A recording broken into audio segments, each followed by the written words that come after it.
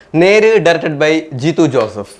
Greatest of the all time മോഹൻലാലാണ് സിനിമയിലെ hero. അദ്ദേഹത്തെ കൂടാതെ ജഗദീഷ്, സിദ്ദീഖ്, അനശ്വര രാജൻ, ശാന്താമായാദേവി, അതുപോലെ തന്നെ പ്രിയാമണി, ഗണേഷ് കുമാർ, അങ്ങനെ ധാരാളം അഭിനേതാക്കൾ ഈ സിനിമയിൽ അഭിനയിച്ചിട്ടുണ്ട്. സിനിമയുടെ ഏറ്റവും വലിയ പ്രത്യേകതയായിട്ട് എനിക്ക് തോന്നിയത് ഈ സിനിമയുടെ സ്ക്രിപ്റ്റ് അതുപോലെ തന്നെ എഡിറ്റിംഗ് ആണ്.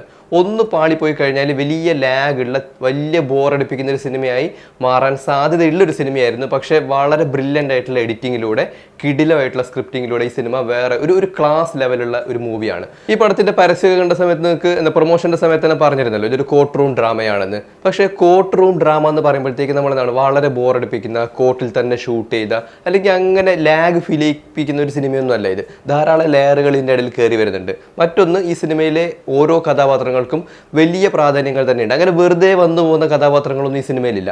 ധാരാളം അഭിനേതാക്കൾ ഈ സിനിമയിലുണ്ട്. പക്ഷെ എല്ലാവർക്കും ഈക്വൽ ആയിട്ടുള്ള ഇമ്പോർട്ടൻസ് ഉണ്ട്. എടുത്തു പറയേണ്ട ആൾ ജഗദീഷാണ്. ജഗദീഷിന്റെ അഭിനയം കിടിലമായിട്ടുള്ള അഭിനയമാണ്. അദ്ദേഹത്തിന്റെ കഴിഞ്ഞ സിനിമകളൊക്കെ നോക്കിക്കഴിഞ്ഞാൽ ഇപ്പോൾ ഫാലിമി ആയി കഴിഞ്ഞാലും, ഗരുഡൻ ആയി കഴിഞ്ഞാലും, പുരുഷപ്രേതം ആയി കഴിഞ്ഞാലും വളരെ റിഫൈൻഡ് ആയിട്ടുള്ള, ഒന്നാമത് അദ്ദേഹം സീനിയർ ആയിട്ട് ഒരു ആക്ടറാണ്. പക്ഷേ ഈ ഒരു ഏജിലും അദ്ദേഹത്തിന് കിട്ടുന്ന ക്യാരക്ടർ നല്ല കിടിലമായിട്ട് തന്നെ അദ്ദേഹം ചെയ്തിട്ടുണ്ട്. ജഗദീഷിന്റെ പെർഫോമൻസ് അടിപൊളിയായിരുന്നു. അതുപോലെ തന്നെ സിദ്ദിഖിന്റെ പെർഫോമൻസ്, വക്കീലായിട്ട് തന്നെയാണ് അഭിനയിക്കുന്നത്. ഗരുഡനിലും വക്കീലായിരുന്നു. പക്ഷേ ഈ സിനിമയിൽ ഒരു ഡിഫൻസ് ലോയറാണ്. അതായത് മോഹൻലാലിനെ ഡിഫൻസ് ചെയ്യുന്ന, മോഹൻലാലിനല്ല വിജയ് മോഹൻ എന്ന് പറയുന്ന ആ പബ്ലിക് പ്രോസിക്യൂട്ടറെ ഡിഫൻസ് ചെയ്യുന്ന ലോയറായിട്ടാണ് അഭിനയിച്ചിട്ടുള്ളത്. അദ്ദേഹത്തിൻ്റെ ക്യാരക്ടറൈസേഷനും അദ്ദേഹത്തിൻ്റെ ഡയലോഗ് ഡെലിവറിയും അഭിനയവും, സിദ്ദീഖിൻ്റെ അഭിനയം അറിയാലോ, വൺ ഓഫ് ദി ലീഡിങ് ആക്ടറാണ്, വൺ ഓഫ് ദി ഗ്രേറ്റസ്റ്റ് ആക്ടറാണ് സിദ്ദീഖ്. അദ്ദേഹത്തിൻ്റെ അഭിനയം ഈ സിനിമയിലും എടുത്തു പറയേണ്ടത് തന്നെയാണ്. കിടിലമായിട്ടുള്ള പെർഫോമൻസ് ആയിരുന്നു. പിന്നെ പ്രിയാമണിയുടെ കഥാപാത്രം സിദ്ദീഖിൻ്റെ മകളായിട്ടാണ് അഭിനയിക്കുന്നത്. പ്രിയാമണിയുടെ ക്യാരക്ടറിനും ഈക്വൽ ആയിട്ടുള്ള ഇമ്പോർട്ടൻസ് ഉണ്ട്. നമുക്ക് ആദ്യം കാണുന്ന സമയത്ത് അല്ലെങ്കിൽ ആ ക്യാരക്ടറിനെ ഇൻട്രൊഡ്യൂസ് ചെയ്യുന്ന സമയത്ത് വലിയ ഇമ്പോർട്ടൻസ് ഇല്ലാത്തൊരു ക്യാരക്ടർ പോലെയൊക്കെ തോന്നും. പക്ഷേ ആ ക്യാരക്ടറിന് ഒരു ബാക്ക്ഗ്രൗണ്ട് ഉണ്ട്. പക്ഷേ അങ്ങനെ ബാക്ക്ഗ്രൗണ്ട് പറഞ്ഞ് കൊളമാക്കിയിട്ടൊന്നുമില്ല. ഇപ്പോൾ ലാലേട്ടൻ്റെ ക്യാരക്ടർ ആണെങ്കിലും വിജയമോഹൻ്റെ ക്യാരക്ടറിനും വ്യക്തമായിട്ടുള്ളൊരു ബാക്ക്ഗ്രൗണ്ട് ഉണ്ട്. പക്ഷേ ആ ബാക്ക്ഗ്രൗണ്ട് കാണിക്കാൻ വേണ്ടിയിട്ടോ അല്ലെങ്കിൽ അത് കാണിച്ച് കുളമാക്കിയിട്ടൊന്നുമില്ല.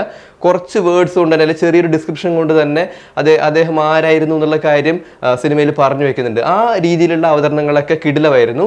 മറ്റൊന്ന്, അനശ്വര രാജൻ്റെ അഭിനയമാണ്.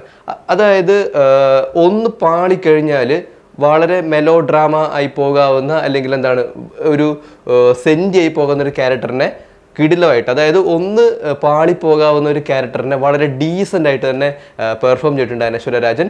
നല്ല ബ്രില്യൻ്റ് ആയിട്ടുള്ള അഭിനയമായിരുന്നു. പിന്നെ ജഗദീഷിൻ്റെ വൈഫായിട്ട് അഭിനയിച്ച ആ ഒരു ആക്ട്രസ്, അവരുടെ പേരറിയില്ല, അവരും വളരെ നല്ല പെർഫോമൻസ് തന്നെയായിരുന്നു. പിന്നെ ആൻ്റണി പെരുമ്പാവൂർ ഉണ്ട് കേട്ടോ. അതായത് ദൃശ്യം പോലെ തന്നെ ആൻ്റണി പെരുമ്പാവൂരിലൂടെയാണ് ഈ സിനിമ സ്റ്റാർട്ട് ചെയ്യുന്നത്. പക്ഷേ വലിയ ഇമ്പോർട്ടൻ്റ് ആയിട്ടുള്ള റോളൊന്നും അല്ല, എന്താണ്, നീറ്റായിട്ടുള്ള പെർഫോമൻസ് ആണ്, വലിയ കുളമാക്കിയിട്ടൊന്നുമില്ല. പിന്നെ വന്നാൽ ലാലേട്ടൻ്റെ ക്യാരക്ടർ, വിജയമോഹൻ എന്ന് പറയുന്ന ക്യാരക്ടർ. അപ്പോൾ ഞാൻ പറഞ്ഞല്ലോ, വിജയമോഹന് ഒരു ബാക്ക്ഗ്രൗണ്ട് ഉണ്ട്.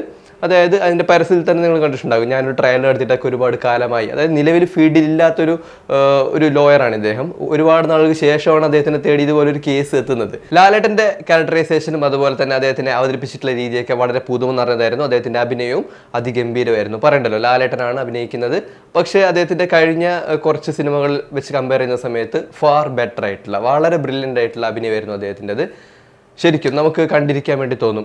അതിലുപരി ഇതിൽ രണ്ട് കഥാപാത്രങ്ങൾക്ക്, അതായത് ലാലേട്ടൻ്റെ കഥാപാത്രവും സിദ്ദിഖിൻ്റെ കഥാപാത്രവും, ഇത് രണ്ടും ഓപ്പോസിറ്റ് ആയിട്ട് വരുന്ന രണ്ട് കഥാപാത്രങ്ങളാണ്. ഇതുപോലെ തന്നെ ഓപ്പോസിറ്റ് ആയിട്ട് വരുന്ന ഒരു രണ്ട് കഥാപാത്രങ്ങളാണ് ഇത് സിനിമയിലെ വില്ലൻ്റെ കഥാപാത്രവും അതുപോലെ തന്നെ ഒരു വിക്ടിമിൻ്റെ കഥാപാത്രവും. ഈ 4 കഥാപാത്രങ്ങളെയും ഒരേപോലെ ബാലൻസ് ചെയ്ത് കൊണ്ടുപോകാനായിട്ട് സ്ക്രിപ്റ്റിന് കഴിഞ്ഞിട്ടുണ്ട്. സിനിമ സ്റ്റാർട്ട് ചെയ്ത് ആദ്യത്തെ ഒരു 10-15 മിനിറ്റിനുള്ളിൽ തന്നെ നമുക്ക് ഇതിലത്തെ വില്ലൻ ആരാന്നൊക്കെ മനസ്സിലാകും. പക്ഷേ അത് കോടതിക്കുള്ളിൽ തെളിയിക്കുക, അതാണ് ഈ സിനിമയെ ബാക്കിയുള്ള ഒരു 2-2.5 മണിക്കൂർ ലീഡ് ചെയ്യുന്നത്, അല്ലെങ്കിൽ 2.25 മണിക്കൂർ ഈ സിനിമയിലെ വില്ലൻ ഇവൻ തന്നെയാണ് ഈ ക്രൈം ചെയ്തത് എന്ന് തെളിയിക്കാനുള്ള ശ്രമമാണ് ഈ സിനിമയിലൂടെ നടക്കുന്നത്.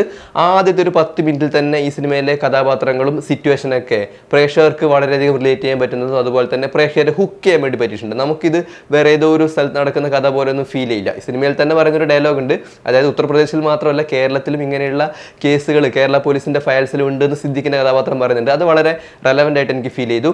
ആദ്യത്തെ ഒരു 15-20 മിനിറ്റിനുള്ളിൽ തന്നെ സിനിമ കാണുന്ന പ്രേക്ഷകനെ ഹുക്ക് ചെയ്യാനായിട്ട് ഈ സിനിമയ്ക്ക് കഴിഞ്ഞിട്ടുണ്ട്. പിന്നെ മറ്റൊന്ന്, ജീതു ജോസഫിൻ്റെ സിനിമകളിലെ മേക്കപ്പ്, പല സിനിമകളിലും ദൃശ്യം മൂവിയിലാണെങ്കിൽ പോലും മേക്കപ്പൊക്കെ വളരെ ബോറായിട്ട് എനിക്ക് പേഴ്സണലി ഫീൽ ചെയ്തിട്ടുണ്ട്. പ്രത്യേകിച്ച് വിക്ടിമിൻ്റെ അമ്മയൊക്കെ വല്ലാണ്ട് മേക്കപ്പ് ചെയ്ത് ഒരുമാതിരി സീരിയൽ നടിമാരെ പോലെയൊക്കെ നടക്കുന്നുണ്ടാകും. പക്ഷേ ഈ സിനിമയിൽ ഓരോ കഥാപാത്രങ്ങളുടെയും കോസ്റ്റ്യൂം ആണെങ്കിലും മേക്കപ്പ് ആണെങ്കിലും അതൊക്കെ വളരെ പെർഫെക്റ്റ് ആയിരുന്നു. അതൊന്നും ബോറാക്കിയിട്ടില്ല. വളരെ ബ്രില്യൻ്റ് ആയിട്ട് എഴുതിയൊരു സ്ക്രിപ്റ്റ്, നല്ല അഭിനയം, ഓരോ കഥാപാത്രങ്ങൾക്കും വ്യക്തമായ പ്രാധാന്യം നൽകി ഉണ്ടാക്കിയ ഒരു ക്ലാസ് ആയിട്ടുള്ളൊരു മൂവിയാണ് നേര്. എനിക്ക് വളരെയധികം ഇഷ്ടപ്പെട്ടു. ലാലേട്ടൻ്റെ അഭിനയം മാത്രമല്ല, ലാലേട്ടനും ജഗദീഷ്, സിദ്ദീഖ് ഇതുപോലുള്ള സീനിയർ ആക്ടേഴ്സിനൊപ്പം അനശ്വര രാജൻ, അതുപോലെ തന്നെ ശാന്ത മായാദേവി, അവരുടെ സ്ക്രിപ്റ്റും അതുപോലെ തന്നെ അവരുടെ പെർഫോമൻസും വളരെ നന്നായിരുന്നു.